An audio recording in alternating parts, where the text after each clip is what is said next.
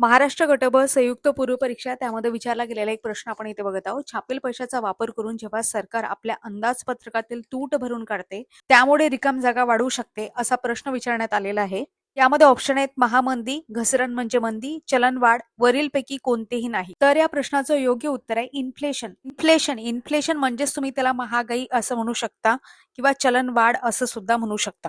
म्हणजेच साध्या सोप्या भाषेमध्ये तुम्हाला कन्सेप्ट समजून सांगते. जेव्हा सरकारकडे खर्च जास्त आणि उत्पन्न कमी असते, खर्च हा जास्त आणि त्या मानाने उत्पन्न कमी असते, तेव्हा अंदाजपत्रकातील तूट भरून काढण्यासाठी म्हणजे फिस्कल डिफिशिट निर्माण होतो आणि ती भरून काढण्यासाठी सरकार नवीन नोटा छापते.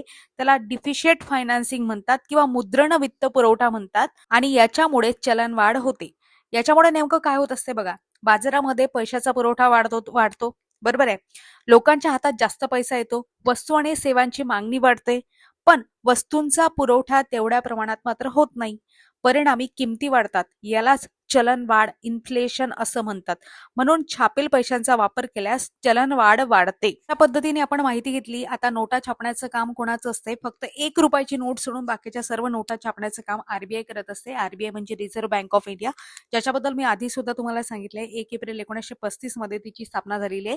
कायदा 1934 चा होता. राष्ट्रीयकरण कधी झालेले? 1 जानेवारी 1949 रोजी आरबीआयचं राष्ट्रीयकरण झालेलं आहे. ज्या काही सर्व नोटा असतात त्या नोटांवर आरबीआय गव्हर्नर असते, त्यांची साईन असते. आता सध्याचे आरबीआयचे गव्हर्नर कोण आहे हे तुम्हाला कमेंट बॉक्समध्ये सांगायचंय आणि ते आरबीआयचे कितवे गव्हर्नर आहेत हे सुद्धा तुम्हाला कमेंट बॉक्समध्ये सांगायचंय. या व्यतिरिक्त 1 रुपयाची नोट आरबीआय छापत नाही, मग ते सरकार छापते.